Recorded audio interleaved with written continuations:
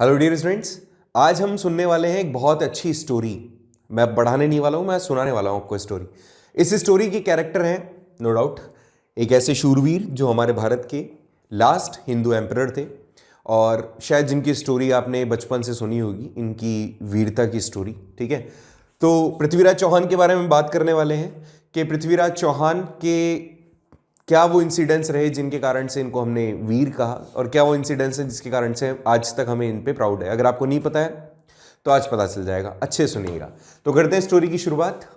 तो शुरुआत में क्या हुआ, पृथ्वीराज चौहान क्योंकि आप जानते हैं राजपूत वंश से हैं, तो ऐसे में पृथ्वीराज चौहान अपनी जो टेरिटरी थी, मतलब राजस्थान का जो टेरिटरी है, राजस्थान हो गया, नॉर्थ में अपने पंजाब हरियाणा और इधर दिल्ली तक का, यहां तक की जो टेरिटरी थी उसको संभाल रहे थे अच्छे से। और इसके साथ में जो दूसरे राजपूत राजा थे जो नॉर्थ इंडिया के अंदर थे, जिसमें से एक और इंपॉर्टेंट प्रोमिनेंट है जो कि थे कन्नौज के राजा जयचंद। कन्नौज के राजा जयचंद, इस तरह से पूरे नॉर्थ इंडिया के अंदर और कुछ हिस्सा मिडल ऑफ द इंडिया का ये राजपूत जो वंश थे वो संभाल रहे थे। कभी भी ऐसा होता था कि बाहर से कोई अगर अटैक करता था तो ये जो राजपूत वंश है आपस में मिलकर के उसको हरा देते थे। जैसे मोहम्मद गौरी के साथ हुआ 1191 के तराइन के फर्स्ट वॉर में, ठीक है, जो हमने ऑलरेडी डिस्कस किया था। जयचंद और चौहान के बीच में काफी अच्छी मित्रता थी। कन्नौज के राजा थे, काफी पावरफुल थे। इधर से हमारे राजस्थान के राजा थे, दिल्ली के ऊपर इनका मतलब एक तरीके से कब्जा था और पूरे तरीके से मतलब एक सही व्यक्ति थे दिल्ली सल्तनत को या दिल्ली के उस ओहदे को संभालने के लिए पृथ्वीराज चौहान। अब होता क्या है, कन्नौज के मतलब जो कन्नौज के राजा थे, इनकी एक बेटी थी जिसका नाम था संयुगिता। संयुगिता और पृथ्वीराज चौहान के बीच में लव अफेयर था। ठीक है, आप कह सकते हो एक बहुत ही मतलब साफ सुथरा पाक पवित्र एक प्रेम प्रसंग था। ऐसे में क्या होता है, जब ये बात जयचंद को पता चलती है तो थोड़े से ये नाराज हो जाते हैं। इस बीच इन्होंने मिलकर के मोहम्मद गौरी को एक बार तराइन के फर्स्ट वॉर में हरा दिया था। लेकिन जब ऐसा हुआ, जब इनको पता चला जयचंद को कि पृथ्वीराज चौहान और इनकी बेटी संयुक्ता के बीच में लव अफेयर है, तो इनको अच्छा नहीं लगा। इन्होंने जैसे बड़े पिता करते हैं कि भैया बेटी की शादी कर दो, तो इन्होंने भी कहा कि चलो स्वयंवर कर देते हैं। तो इन्होंने स्वयंवर करवाने की सोची संयुगिता की। जब ये बात संयुगिता के थ्रू पृथ्वीराज चौहान के पास पहुंचती है कि भैया इनका स्वयंवर होने वाला है, तो पृथ्वीराज चौहान इस बात के लिए रेडी हो जाते हैं कि भैया आपको मैं जो भी स्वयंवर है वहां से मैं ले जाऊंगा। जयचंद जी ने सभी आसपास के राजाओं को बुलाया, लेकिन पृथ्वीराज चौहान को नहीं बुलाया। इस बात से मतलब कहीं ना कहीं डिससेटिस्फाइड भी थे वो कि ऐसा कैसे हुआ, और दूसरे इस बात से नाराज भी थे कि इनको ऐसा नहीं करना चाहिए था। तो पृथ्वीराज चौहान को ज्यादा डिस्ग्रेस नहीं करवाया जाए समाज के अंदर, तो इन्होंने पृथ्वीराज चौहान को ऑर्डर मतलब बुलाया तो नहीं, लेकिन हाँ इनकी मूर्ति वहां पर रखवा दी, सो दैट किसी को ऐसा ना लगे कि इनकी अपीयरेंस यहाँ नहीं है या इनकी मौजूदगी यहाँ नहीं है। अब ऐसे में संयोगिता को कहा गया भैया जाओ अपने वर को पसंद करो।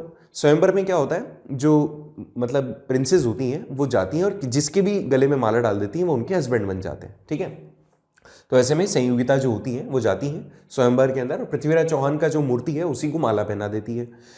इन बिटवीन एंड जो पृथ्वीराज चौहान थे वो आ जाते हैं और संयोगिता को उस भरी सभा से ले जाते हैं। अब यहां जो नाराजगी थी जो अंदर ही अंदर थी, अब वो सामने आ जाती है। जो जयचंद है वो पृथ्वीराज चौहान से काफी ज्यादा नाराज हो जाते हैं। पृथ्वीराज चौहान के इस कदम का जो उन्होंने उठाया उससे और भी बहुत सारे जो राजपूत राजा हैं वो भी नाराज होते हैं। इन बिटवीन जो मोहम्मद गौरी है, जिसको तराइन के फर्स्ट वॉर में हराया गया था पृथ्वीराज चौहान के थ्रू, और केवल एक बार नहीं, इसके पहले भी पृथ्वीराज चौहान से करीबन 16 बार मोहम्मद गौरी हारा था और वापस से अपने देश चला गया था।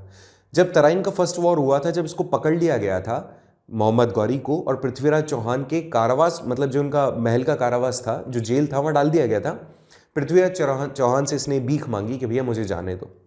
मोहम्मद गौरी को इन्होंने छोड़ दिया क्योंकि राजपूत वंश से थे, कोई भी इनसे क्षमा मांगता था तो क्षमा करना इनका एक तरीके से कर्म था, माना गया कर्तव्य था। तो ऐसे में इनको छोड़ दिया गया, मोहम्मद गौरी चले गए अपने देश। लेकिन अंदर से वो गिल्टी नहीं था, उसने क्या किया, वहां जाके अपनी जो सेना है उसको और पावरफुल बनाया। अब इसको बात पता चल गई कि पृथ्वीराज चौहान और जो जयचंद है इनके बीच में दुश्मनी हो गई है। पृथ्वीराज चौहान और जयचंद की दुश्मनी का फायदा उठाने के लिए मोहम्मद गौरी फिर से अटैक करता है। कहां पे, तराइन पर। इस बारी जयचंद को अपने साथ में मिला लेता है। जयचंद क्योंकि पहले से ही नाराज हुआ बैठा था, तो पृथ्वीराज चौहान के अगेंस्ट में वो वॉर लड़ने को तैयार हो जाता है। जयचंद और मोहम्मद गौरी एक तरफ थे, पृथ्वीराज चौहान एक तरफ थे। ऐसे में मोहम्मद गौरी को जब जयचंद की तरफ से सपोर्ट मिल रहा था तो राजपूत राजा जो थे उन्होंने ये भी कहा जयचंद के लिए कि आपने जो इनको सपोर्ट कर रहे हो ये गलत कर रहे हो। ठीक है भैया, लड़ाई हुई। तराइन की सेकेंड वॉर 1192 के अंदर पृथ्वीराज चौहान हार गए। टोटल 17 बार लड़ाई हुई, 16 बार हारे और 17वीं बार मोहम्मद गौरी से पृथ्वीराज चौहान हार गए। इस बारी मोहम्मद गौरी ने उनको छोड़ा नहीं। हालांकि अब से 16 बार तक पृथ्वीराज चौहान ने उनकी जान बख्शी थी, लेकिन इस बारी जब ऐसा कुछ हुआ तो पृथ्वीराज चौहान नो डाउट जब इनको यहाँ पे वॉर लड़नी थी, मोहम्मद गौरी के साथ जब इनकी वॉर हुई तो क्योंकि आपस में ही घर के जो भेदी थे उन्होंने इनको सपोर्ट नहीं किया, इसके साथ मिल गए, दुश्मनी इनके साथ। एक तरीके से कह सकते हैं ना, जब इनके बीच में लड़ाई हुई तो जो जयचंद थे उन्होंने एक तरीके से आप कह सकते हो आस्तीन का सांप, इस तरह की चीज़ भी, बगावत जो करनी चाहिए थी, जहाँ अपनी आपसी रंजिश को भूल करके अपने देश को बचाना चाहिए था, वो चीज़ नहीं की इन्होंने। तो जयचंद और मोहम्मद गौरी एक साथ हो गए, पृथ्वीराज चौहान को इन्होंने वॉर के अंदर हरा दिया। चलो भैया, जब ये वॉर हुई इनके बीच में, तराइन का सेकेंड वॉर 1192 में, वो बहुत ही खतरनाक था। जब ऐसा कुछ हुआ तो ये हार गए और मोहम्मद गौरी इनको अपने साथ में अपने देश लेके चले गए, जहाँ कहाँ पे, अफगानिस्तान, गजनी में। तो अफगानिस्तान लेके चले गए। अब ऐसे में अफगानिस्तान जब पहुंचे तो लगभग इनको जेल में डाला गया, रख दिया गया जेल में। बहुत दिनों तक ये जेल में ही रहे। ठीक है, इनको एक बार ऐसा कहा गया कि भैया आप अपनी आंख झुका कर हमसे बात करें, हम राजा हैं, मोहम्मद गौरी के थ्रू कहा गया। तो उन्होंने बोला, बहुत ही, क्योंकि स्वाभिमानी व्यक्ति थे, राजपूत वंश से हैं, तो उन्होंने कहा कि जो राजपूत होते हैं वो अपनी आंख, सर अपना कटवा सकते हैं पर अपनी आंख नहीं झुका सकते। ठीक है, तो ऐसे में मोहम्मद गौरी क्योंकि बहुत ही निर्दयी था, इन्होंने इनकी दोनों आंखें, मतलब जो गर्म लोहा होता है उससे इनकी आंखें एक तरीके से वो फुड़वा दी। ठीक है, इनको अंधा कर दिया। ठीक है, लेकिन उसके बावजूद भी इन्होंने अपने जो स्वाभिमान है उसको बनाए रखा। ठीक है, इन्होंने कभी भी इनके सामने सर नहीं झुकाया। ये बात हो गई 1192 के आसपास तक की। इसके बाद सुनो, इसकी नजरें कहां थी? इसकी नजरें भारत पे थी। राजस्थान वाले रीजन जीत चुके थे, अब था आगे बढ़ने की बारी। बीच में आ जाता है कन्नौज, मतलब यूपी वाला रीजन। तो वहां पर अब जयचंद से इनकी लड़ाई होनी है, लेकिन जयचंद तो इनके साथ था अभी। ये लोग किसी के नहीं थे, इन्होंने जयचंद के साथ भी लड़ाई लड़ी 1194 में। ठीक है, चंदवार का वॉर कहा जाता है इसे। चंदवार कहां पड़ता है बेटा? यूपी के साइड में। ठीक है, तो वहां पर चंदवार की वॉर हुई और यहां पे जयचंद मारे गए इनके हाथों, जयचंद वहीं मर गए। तो उसको अपनी करनी का एक तरीके से फल मिल गया। अब भैया पूरे के पूरे नॉर्थ इंडिया जो था उसके ऊपर किसका कब्जा हो गया था? मोहम्मद गौरी का। मोहम्मद गौरी वापस अपने देश आते हैं। चंद्रबरदाई इस दौरान पृथ्वीराज चौहान के पास आते हैं। पृथ्वीराज चौहान के कौन थे? वो कोर्ट पोइट थे और काफी अच्छे मित्र थे।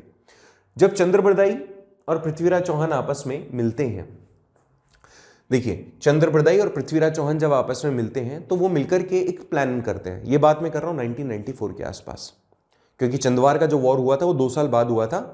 ठीक है, तराइन के वॉर से, तराइन के सेकेंड वॉर से 2 साल बाद चंदवार का वॉर हुआ। ठीक है, सो मोहम्मद गौरी, अब यहाँ 3 कैरेक्टर हैं, पृथ्वीराज चौहान और चंद्रबरदाई। पहले तो इनके बारे में सुन लो। कोर्ट पॉइंट है, पृथ्वीराज चौहान के बारे में जो कुछ भी हम पढ़ रहे हैं वो सारा का सारा इनके थ्रू लिखा हुआ है। और ये जो भी चीजें हैं पृथ्वीराज रासों में लिखी हुई है। पृथ्वीराज रासों क्या है? पृथ्वीराज चौहान के बारे में लिखा गया एक तरीके का ग्रंथ है। तो चंद्रबरदाई ने इनके साथ मिलकर के एक प्लान किया कि भैया आप कैसे, आप यहाँ आए हो, फंस गए हो, अब ऑब्वियसली अब छूट के तो जाओगे नहीं, तो कैसे हम, और ऑब्वियसली ये भी नहीं जा पाएंगे, तो कैसे इससे बदला लें। तो उन्होंने एक मिलकर प्लानिंग करा। उस प्लानिंग के तहत चंद्रबरदाई पहुंचते हैं मोहम्मद गौरी के पास और मोहम्मद गौरी को बोलते हैं, क्या बोलते हैं सुनना अच्छे से, बोलते हैं कि भैया हमारे जो राजा हैं, ये जो राजा हैं काफी ज्यादा समझदार हैं, अच्छे हैं और इनके पास में बहुत अच्छी पावर है। ठीक है, क्या क्या पावर है? कि भैया जहां से आवाज सुनते हैं वहीं पर तीर चला देते हैं और तीर बिल्कुल सटीक लगता है। बात समझ में आई? अच्छा, क्या बोला इन्होंने? चंद्रबरदाई ने क्या कहा? चंद्रबरदाई बोलते हैं कि भैया पृथ्वीराज चौहान शब्द भेदी बाण चला सकते हैं और जैसे आप बोलोगे उस आवाज पे, जहां से भी आवाज आएगी वहां पे तीर चलाएंगे और वो चीज मतलब खत्म कर सकते हैं। तो बोले कि क्या मजाक करते हो यार, ऐसा थोड़ी होता है। तो उन्होंने कहा चलो भाई, हाथ कंगन को आरसी क्या, पढ़े लिखो को फारसी क्या, लेट्स हैव अ प्रैक्टिकल। सो यहाँ पे मोहम्मद गौरी ने बोला चलो ठीक है, इनकी बात होगी इनसे। अब आगे क्या होता है? मोहम्मद गौरी एक बहुत बड़े प्लेटफॉर्म पर आते हैं। देखो भाई क्या हुआ। यहाँ पे एक बहुत बड़ा प्लेटफॉर्म, एक बहुत बड़े एरिया के अंदर इनको नीचे रखा जाता है, क्योंकि इनकी आंखें दोनों फूट चुकी थी तो अंधे हो चुके थे। इनकी आंखों पे पट्टी बांधी जाती है, यहाँ पर इनको बीच में बैठाया जाता है। बैठाया क्या जाता है? खड़ा कर दिया जाता है। और मोहम्मद गौरी बिल्कुल सामने ऊंचाई की तरफ बैठता है। मुगल्स में क्या होता है, मुगल्स में हमेशा जो राजा होता है वो तख्ते के ऊपर बैठता है, ठीक है, और उसकी हाइट हमेशा नॉर्मल प्लेटफॉर्म से ऊंची होती है। और ऐसे में ये सारे लोग यहाँ खड़े हैं, चंद्रबरदाई पृथ्वीराज चौहान के साथ में खड़े थे। तो ऐसे में होता क्या है, यहाँ से चंद्रबरदाई जो कि इनके कोर्ट पॉइंट है, ये कहाँ पहुँचते हैं? ये पहुँचते हैं मोहम्मद गौरी के पास। मोहम्मद गौरी के पास जाकर के बोलते हैं, भैया देखो, हम जैसा आपने कहा, पता है उन्होंने क्या किया था? उन्होंने तीर किस पे चलाया जाए, तो जैसे मंदिर में घंटी नहीं बजाते अपन, वैसे घंटियाँ थी, ठीक है। अप्रॉक्सीमेटली वहाँ पे 7 घंटियाँ रखी गई, मतलब वो बड़े बड़े गोल गोल से होते हैं। कैसे सोचा गया कि जब पृथ्वीराज चौहान आवाज़ देंगे, मतलब ऐसा सोच रहे थे मोहम्मद गौरी, तो तीर किस पे चलाया जाएगा? इन्हीं पर, और एक ही तीर से 7 को वो मतलब भेद देंगे, ठीक है। सो चंद्रबरदाई पहुंचते हैं मोहम्मद गौरी के पास और बोलते हैं, देखो राजा जी, आप राजा हैं, ये भी राजा है, अब ये आपकी बात, मतलब आप, मैं बोलूँगा तीर चलाओ थोड़ी चलाएंगे, या कोई सैनिक बोलेगा थोड़ी चलाएंगे, इनकी भी तो इज्जत है। तो भैया आप बोलो कि तीर चलाना, तो ये तीर चलाएंगे, ठीक है। मोहम्मद गौरी बोला ठीक है, ऐसा कर लेंगे। चंद्रबरदाई पहुंचते हैं पृथ्वीराज चौहान के पास और उनको एक श्लोक बोलते हैं। सुनना क्या कहा, देखो भाई, उन्होंने कहा 4 बांस 24 गज। क्या बोला? 4 बांस 24 गज, अंगुल अष्ट प्रमाण, ते ऊपर सुल्तान बैठियो, सुल्तान बैठियो, मत चूके चौहान, मत चूके चौहान। अब भैया बात समझना, 8 बांस 24 गज, 4 बांस 24 गज, 4 बांस का मतलब हो गया लगभग आपके 60 से 70 फीट, ठीक है। 24 गज, 4 बांस 24 गज, अष्ट उंगल, 8 उंगलियों का मतलब अगर देखा जाए मेजरमेंट, तो 4 बांस 24 गज, अंगुल अष्ट प्रमाण के 8 उंगलियों की दूरी पर जो राजा है वो बैठा हुआ है। उसके ऊपर मतलब उस एरिया के ऊपर 4 बांस 24 गज, अंगुल अष्ट प्रमाण, ते ऊपर सुल्तान बैठियो, मत चूके चौहान। ये बात चंद्रबरदाई ने पृथ्वीराज चौहान को कही। पृथ्वीराज चौहान ने, जब मोहम्मद गौरी ने ये कहा पृथ्वीराज तीर चलाओ, 3 बार जब ऐसा कहा, तो उस चीज को सुनकर के पृथ्वीराज चौहान ने तीर चला दिया। और जब तीर चलाया तो सीधा सटीक वो किसके पास जाके लगा? मोहम्मद गौरी के पास। और मोहम्मद गौरी वहीं पर चल बसे। अब सुनो, जब ऐसा हुआ मोहम्मद गौरी चल बसे, तो ऐसे में चंद्रबरदाई, मोहम्मद गौरी ऑब्वियसली जब वो मर गया तो दूसरे जो लोग होंगे उसके सेनापति वगैरह, तो इनको मार देंगे वो। तो मोहम्मद गौरी के हाथों या उनके सेनापति के हाथों और कोई ना मरे, मतलब इनके राजा की डेथ ना हो, तो ऐसे में इन्होंने कटार निकाली, चंद्रबरदाई ने कटार निकाली और वो पृथ्वीराज चौहान को मार दी। क्यों मारी? जिससे कि उनका राजा किसी एक सैनिक के हाथों ना मरे, ठीक है, किसी दुश्मन के हाथों ना मरे, क्योंकि राजपूतों के अगेंस्ट में है, एक राजा के अगेंस्ट में है, उसके प्राइड के अगेंस्ट में है। पहले इन्होंने इनको कटार मार दी और फिर उसके बाद में खुद को कटार मार ली। दोनों वहां पर मर गए, ठीक है। मोहम्मद गौरी भी यहाँ मर गए। अच्छा, एक चीज़ और बता देता हूँ, कई हिस्टोरियंस कहते हैं कि मोहम्मद गौरी की डेथ यहाँ नहीं हुई थी, वो हुई थी 1205 के अंदर, 1205-1206, जब वो अफगानिस्तान से वापस लौट रहे थे, मतलब अफगानिस्तान वापस लौट रहे थे इंडिया से, इस दौरान उनकी डेथ हुई थी, ऐसा कुछ लोग बोलते हैं। और कुछ लोग इसको स्टोरी को सच मानते हैं, ये मैं भी सच मानता हूँ, ठीक है। अच्छा, दूसरी चीज़ आपको ये माननी चाहिए। एक और चीज़ बता देता हूँ, इन बिटवीन क्या हुआ था, ये इनकी डेथ हो गई, ये किस्सा चैप्टर खत्म हो गया, ठीक है। अब सुनने वाली बात, एक और ऐसा ही कुछ इंसिडेंस होता है कुतुबुद्दीन ऐबक के साथ और मोहम्मद गौरी के साथ। मोहम्मद गौरी की भी एक बेटी थी, मोहम्मद गौरी की बेटी और जो कुतुबुद्दीन ऐबक है उसके बीच में भी लव अफेयर था। ऐसे में क्या हुआ, कुतुबुद्दीन ऐबक क्योंकि एक स्लेव था, ठीक है, और मोहम्मद गौरी एक राजा था, तो स्लेव का मतलब होता है एक आदमी जिसको खरीद लिया गया है, उसको पैसा एक बार दे दिया एंड नो नीड टू पे इट अगेन, उसको कभी भी पे करने की जरूरत नहीं, वो आजीवन आपकी सेवा करेगा। उसके साथ में जब मोहम्मद गौरी इन सब लड़ाइयों में व्यस्त था, तो उस सेवक का और उनकी जो डॉटर है उनके बीच में लव अफेयर शुरू होता है। और ऐसे में होता क्या है, ऐसे में जब ये बात मोहम्मद गौरी को पता चलती है तो पहले तो मोहम्मद गौरी थोड़ा सा नाराज होते हैं, लेकिन उसके बाद में उस चीज़ को एक्सेप्ट कर लेते हैं, क्योंकि ऑलरेडी वो एक ऐसा इंसिडेंट देख चुके थे, जयचंद वाला किस्सा और पृथ्वीराज चौहान वाला, तो वो जान चुके थे कि ठीक है सारा आगे पीछे इस डॉटर का ही तो है, तो वो उसको अलाउ कर देते हैं। इसी कारण से स्लेव डायनेस्टी शुरुआत होती है 1206 में हमारे इंडिया में कुतुबुद्दीन ऐबक के साथ। ठीक है, ऐसे ही किसी स्लेव को नहीं दे दिया लो पूरा भारत तुम्हारा, वो स्लेव उनका अब क्या बन चुका था, दामाद बन चुका था। ठीक है, तो ये स्टोरी थी और मेरे हिसाब से आपको स्टोरी समझ में आई होगी। ऐसी एक और स्टोरी पढ़ेंगे हम नेक्स्ट लेक्चर में, जो कि है किसकी, खिलजी से।